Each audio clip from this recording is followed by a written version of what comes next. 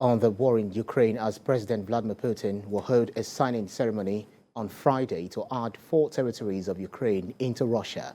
Kremlin spokesperson Dmitry Peskov disclosed that the agreement will be signed with all 4 territories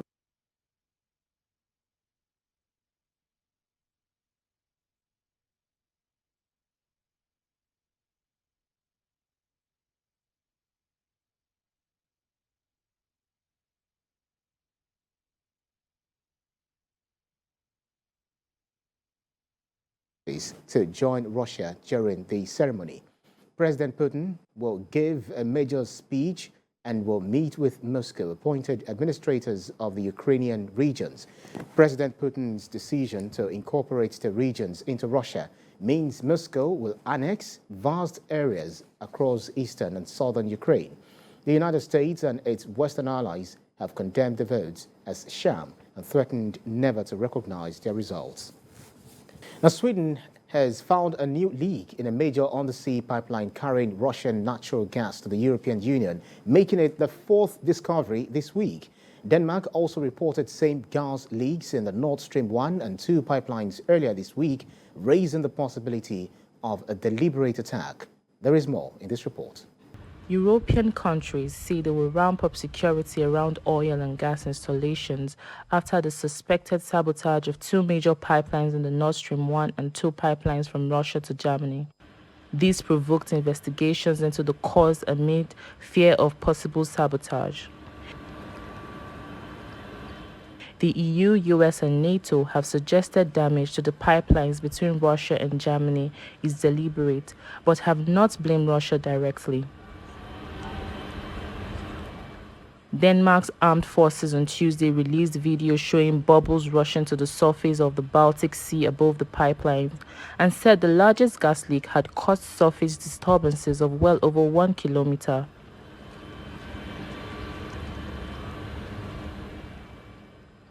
Russia dismissed suggestions that it had attacked its own pipeline as predictable. Instead, the Kremlin's foreign minister said the blast had occurred in zones controlled by American intelligence and demanded that the US be questioned instead. Russia has previously been accused of using gas supplies as a weapon against the West over its support for Ukraine. In a swift reaction, Poland opened Baltic pipeline from Norway to have independence from Russian gas.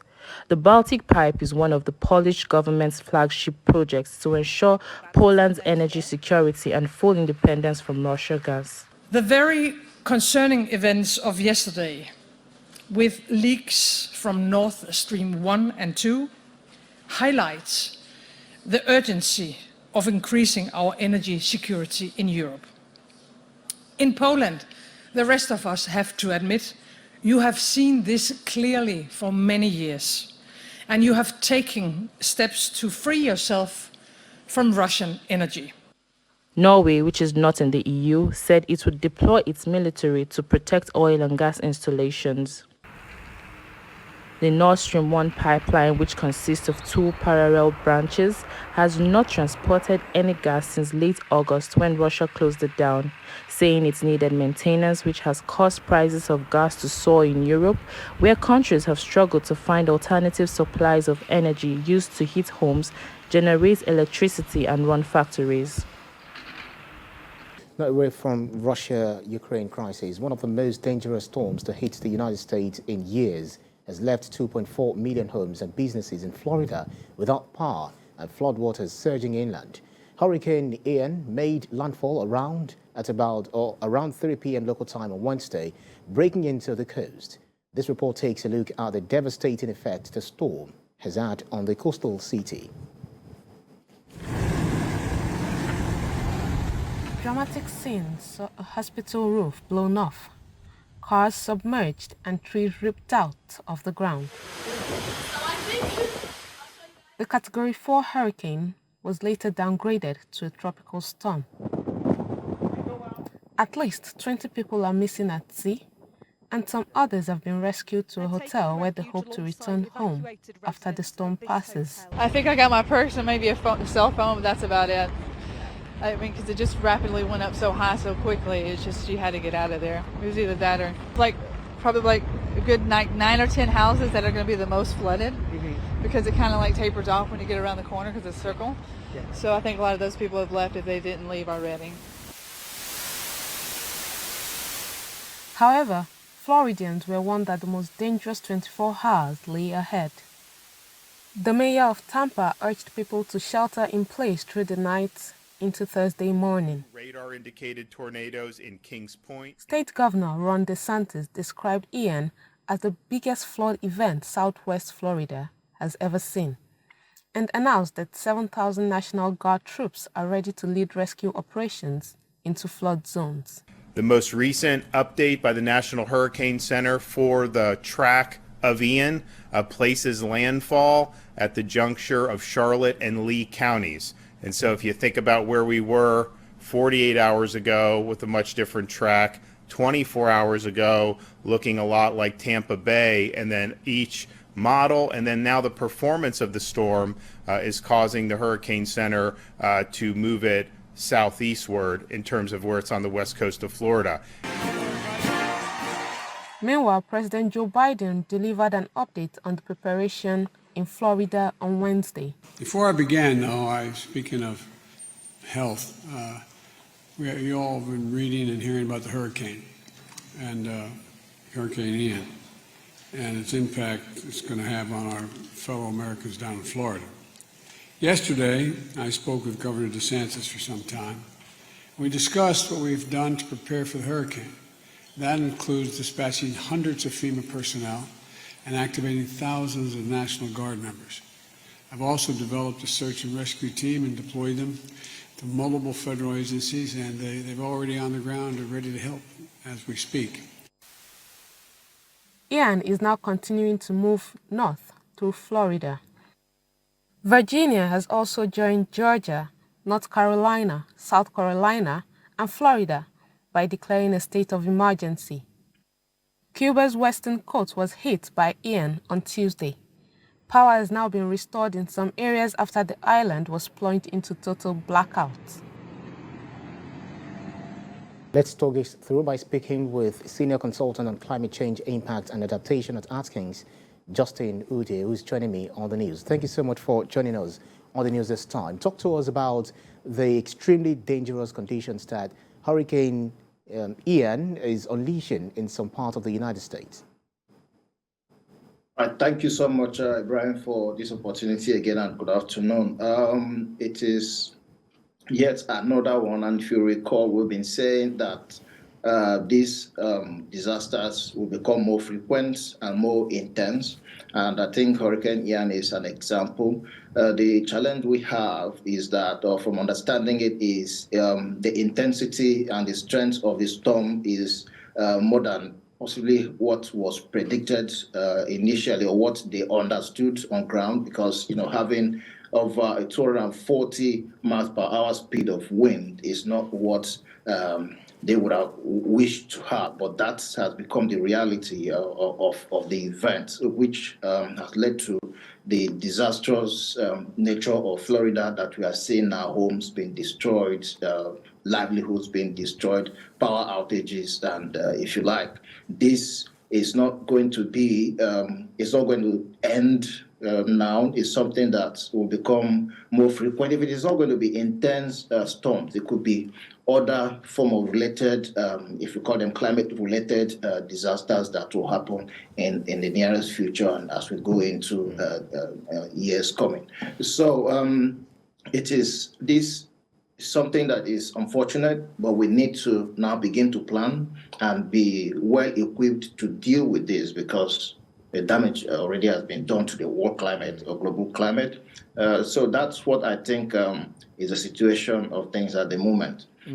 Well, Hurricane Ian caused extensive and historic impact and damage in across Florida.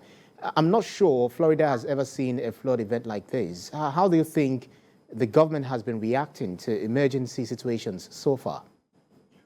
Well, that's a very good question. You see, what we continue to tell people from data is that these changes are not going to be as usual or things or other events that you have witnessed before in different places. So government have been trying. I think they have adequate information, though sometimes it's happened as if though there was less preparedness for it. That is something that is not related. We don't put it all on government.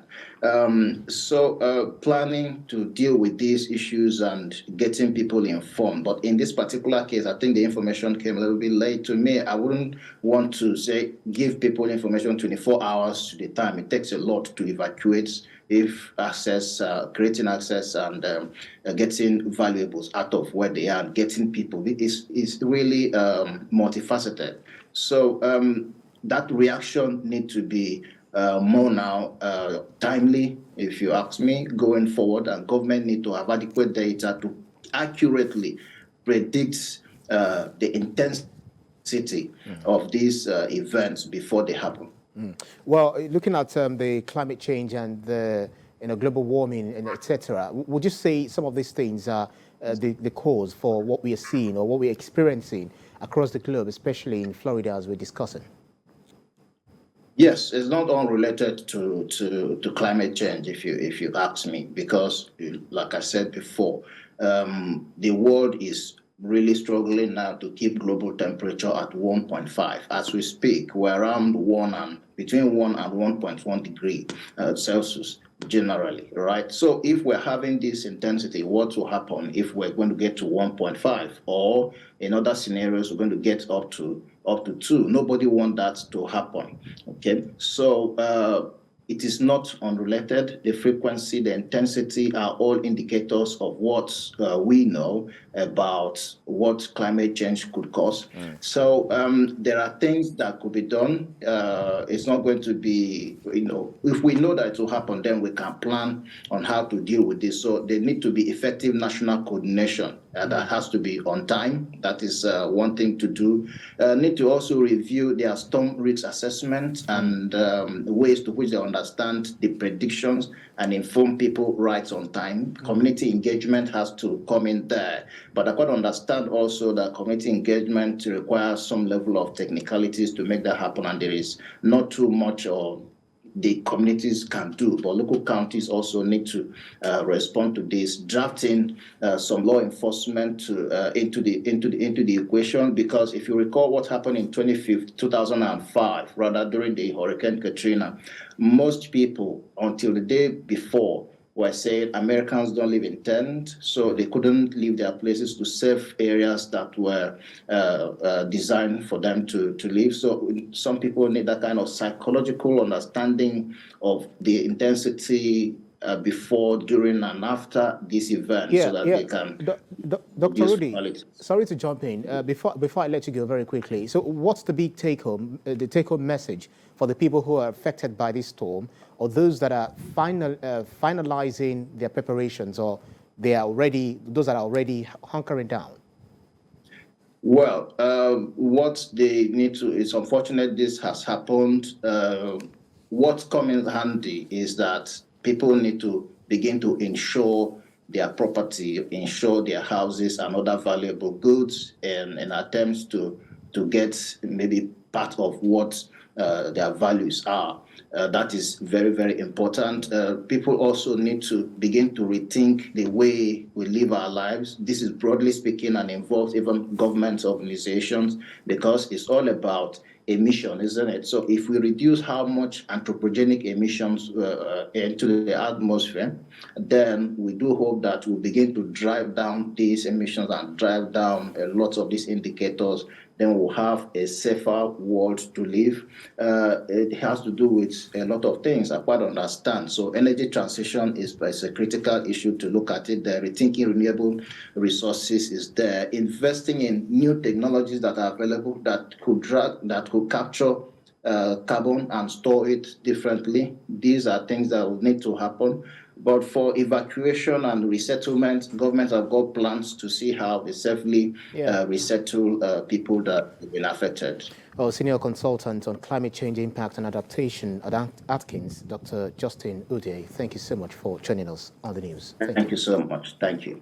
Good afternoon. Now, moving on, a former Bank of England governor, Mark Carney, has accused the UK government of undercutting the key economic institutions. Mr. Carney said the government tax cutting measures were working at some cross purposes with the bank. He also pointed to a decision not to publish economic forecast by the Office of the Budget Responsibility alongside Friday's mini budget. Meanwhile, UK's ministers say there will be no change of course despite mounting pressure to reverse the costly tax-cutting mini-budget, which has triggered turmoil on financial markets.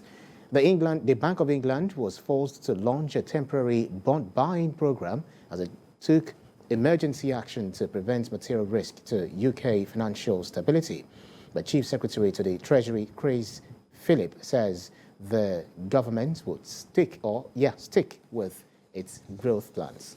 Thanks for staying with us here on World Now. Today, every 29th of September is marked World Heart Day, and as Nigeria joins its counterparts in marking the day, experts have identified significant gaps in awareness, diagnosis, and prevention of heart failure in the Middle East and Africa, while calling for an urgent action to be taken to stop the steep rise in heart failure across these regions. The World Health Organization estimates that cardiovascular diseases kill 17.9 million people each year and account for 31% of all deaths worldwide. Hence, one needs to understand the various risk factors that could lead to heart-related diseases. Experts say heart failure is associated with significant morbidity and mortality and considerably impacts patients' quality of life, as well as incurring a substantial economic burden estimated at $1.92 billion. According to a group of regional experts, as published in the Journal of the Saudi Heart Association, an average African may develop heart failure at the age of 53.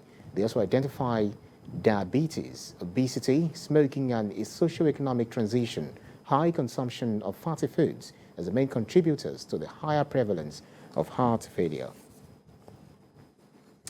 Pediatric cardiologist Olawale Olabi joins me from the United States via Zoom. Thank you so much for joining us on World Now. This year's theme is... Thank you for having me. Right. This year's theme is Use Heart for Every Heart.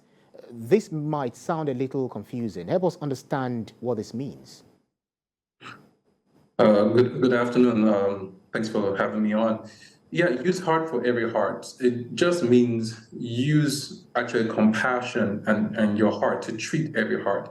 It comes from a place of caring, and that's where we can then use that to take care of everyone, and a place of actually taking care of one another, our neighbors, ourselves, using your heart to take care of every heart.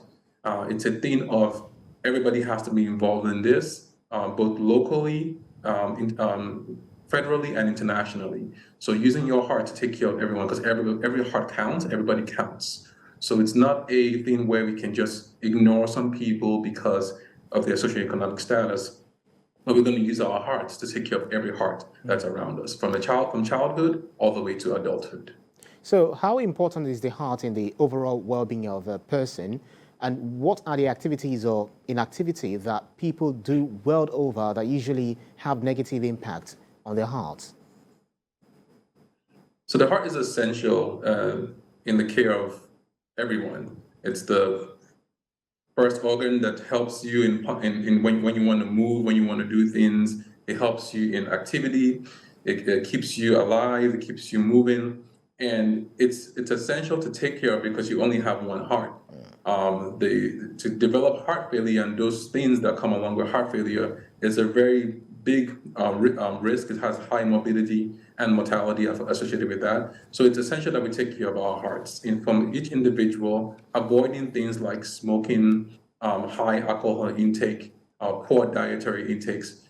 We have to watch what we eat every day, avoiding things that have high carbohydrates, that are simple carbohydrates that the body burns off quickly and takes in quickly, and then has a high sugar consumption, and then the body stores that as fat. So we have to watch what we eat every day and avoid the things that potentially can cause problems in the future. Right. But the diet is essential in what we do in preventing heart disease.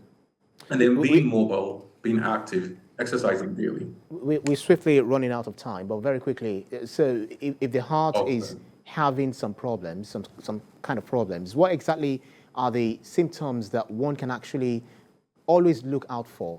And what kind of emergency response that can be administered in the event of a cardiac arrest, for instance?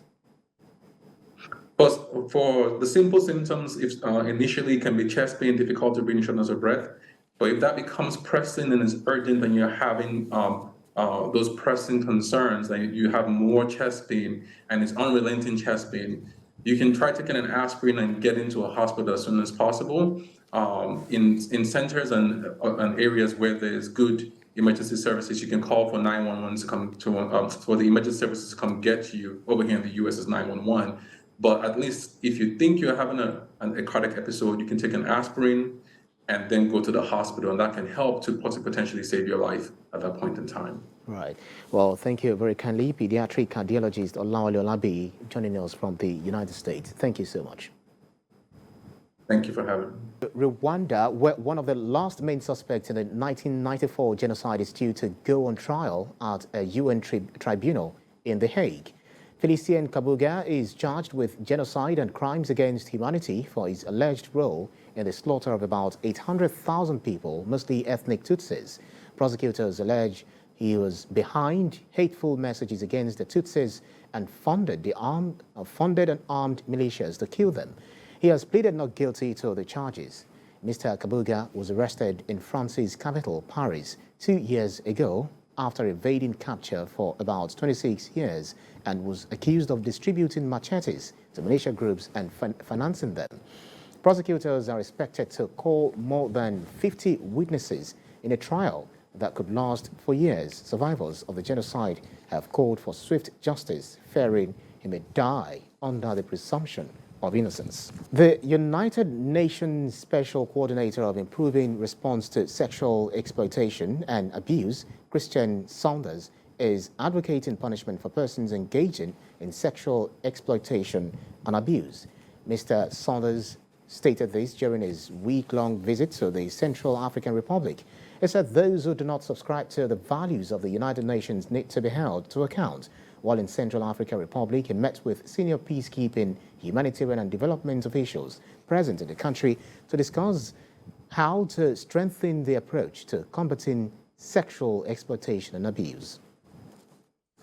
Now, very quickly, Italian women have held protests in 50 towns and cities for the continued availability of free and safe abortions. This comes after general election winner Giorgia Meloni promised to give women an alternative to abortion during the election campaign. The protesters were led by the Italian Me Too movement. Abortion is already hard to get in Italy due to the extremely high number of religion-conscientious objectors among doctors in most regions, with percentages as high as 80 to 90%. Italy's presumed next premier said while she would not touch the abortion law, she wanted people to know there were other options.